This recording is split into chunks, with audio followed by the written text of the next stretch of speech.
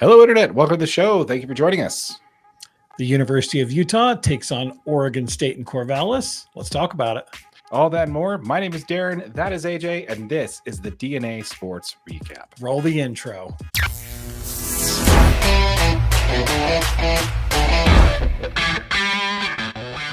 If you are part of the 95% of our audience that is not subscribed, please consider doing so. Thank you. How's it going, AJ? I'm doing good, buddy. Been a busy week. How about you? Yeah, definitely. Definitely been a busy week. Seems like we were just here, not necessarily here because we did a remote last week. So appreciate everybody for turning into that. I know it wasn't up to our normal standards of quality, but appreciate you guys watching that anyway.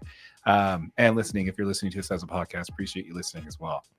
So let's go ahead and jump into it. Let's go ahead and first talk about the University of Utah going up to Corvallis. What's your first take on what's going on with that game this weekend? Well, Oregon State had a really rough game against Washington State last week. Did you happen to catch any of it? Yes. They did put up 34 points and still got the L. Yeah. DJ Ugalele is a very talented quarterback. Obviously, he's a Clemson transfer.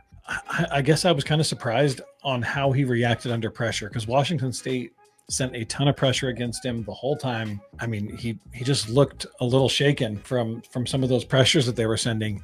And if Washington State is going to rattle him, Utah is really going to rattle him. Yeah, it's going to be a much different story with that Utah defensive front coming at him. Yeah, so let's go ahead and talk about that. So right now, the line is Utah by 3.5 points. I'm actually impressed with the fact that Utah is getting some recognition on that. I think it's because they're the number 10 Utes, right? Yeah. So I mean, if you're Vegas, you're definitely counting on them to win. But this is not going to be an easy task, dude. No, it's not. I mean, tough place to play. Number 10 Utes. So that's 2 weeks in a row that the Utes have climbed up on those standings on the AP poll. Yep. This is the highest ranked opponent they've played so far, which is 19. When it comes to DJ, the quarterback transfer over the last couple of games, he has thrown 2 total touchdown passes in the last 3 games, but also has thrown 4 picks in the same time frame. So needless to say, most of his touchdowns that have been scoring with him under center is him rushing the ball. He's actually had 5 rushing touchdowns this season so far. Definitely going to be a heavy run team, this Oregon State team. How are you feeling about the University of Utah defense being able to hold up against that run attack that they're going to be running? Advantage Utah. The defensive line is strong. You've got great linebackers. And if you're going to try to turn this Utah defense one-dimensional, they are going to bury you. I mean, that's all there is to it. These guys Oregon State in the past has had quarterbacks that are able to produce yards in the air. DJ's really struggled in these last couple of games, and he hasn't even faced a defensive opponent anything like what he's about to face this week. This is going to be a tough game. The weather is probably going to be a factor. It's up in the Northwest. It's always rainy and wet. So running the ball is it's going to be a primary option. But Utah's going to be able to hold them up. My concern for this game is definitely going to be more leaned into the Utah offense. Yeah. I definitely want to get into that. I don't know how much rumbling you've heard over the last several days, but the talk is is Cam may not be ready for this one, even though they keep saying he's a game time decision. There are some rumblings up on the Hill that we may not even see him at all this season. We might not see Cam this season? Yes. This comes from somebody that is on the radio close to the team, said that he can't say with confidence or not whether it's valid, but there is rumblings that we may not even see him at all this season. What's your take on that? Do you think that's a possibility? You funds may not want to hear that, but maybe something we might have to be prepared for.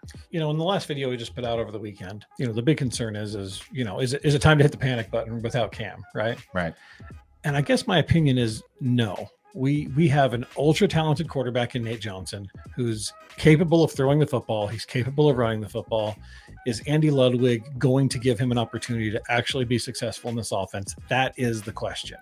Yeah, I was actually looking at some of the comparison stats between DJ and Nate. DJ has completed 57% of his passes, and Nate Johnson is at 64% completion rate. However, the attempts are much, much lower for Nate, and that's no fault of Nate's, it's just like you mentioned in the previous video, the playbook isn't exactly opened up to him there. I definitely think, this whole, and you guys mentioned in the comments quite a bit, so really appreciate the engagement on that, and we 100% agree with you. You gotta take some risks. You gotta let the kid throw the ball down the field and see what happens.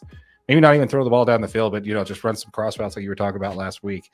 just give him the chance to throw the ball and make some plays that way versus, just simply confidence. Yeah, Nate exactly. Johnson needs confidence on the football field. He's going to make mistakes. Our defense is going to be able to cover up some of those mistakes.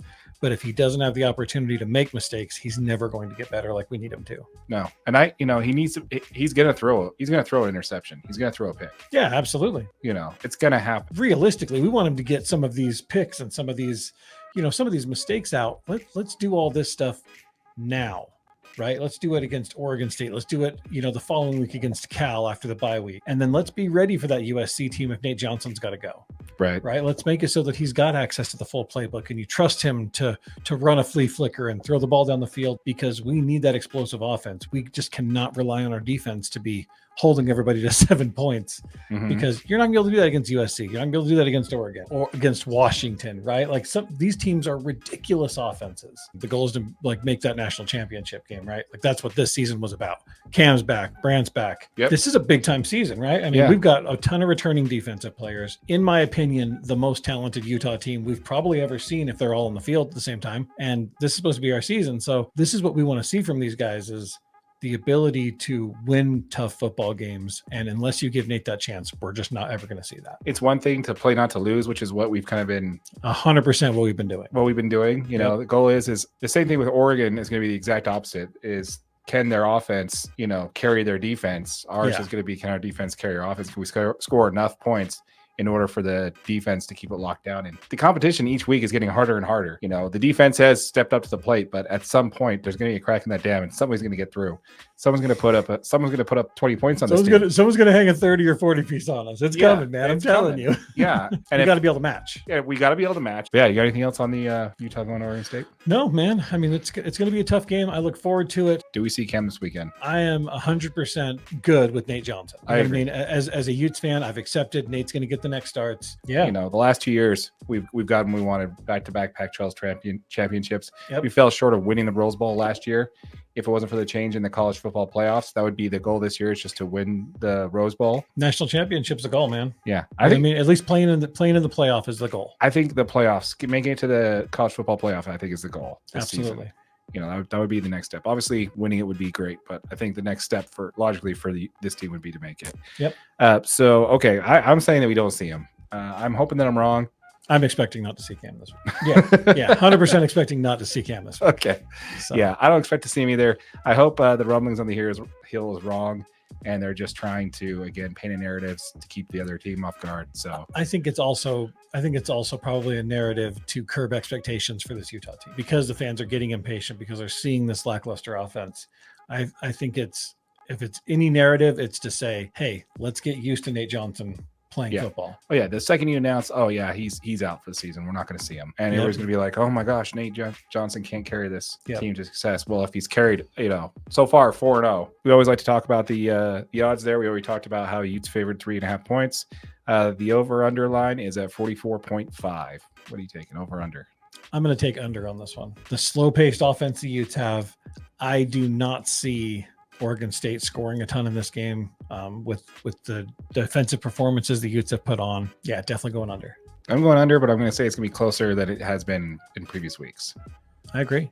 I think you're going to see a lot more offensive attack from Utah. I think they're going to have a lot more success. Hopefully we see a little healthier team this week for Utah, and we'll kind of go from there. So, anything else for us? That's everything, man. I think that wraps it up. All right, folks. Well, once again, this is, if you were watching this on YouTube, the full episode is available on YouTube. Just go to the playlist, which will be linked on that side of the screen at the end of the video, for the full episode of everything we talked about this week. If you like to listen to it as a podcast, it is available as a podcast, and it can be found wherever podcasts are available. Yep. And if you're watching on YouTube, make sure you like it, make sure you share it, and make sure you subscribe. Hit the subscribe button. Absolutely. Once again, folks, my name is Darren. That is AJ. And this has been the DNA Sports Recap. Till next time.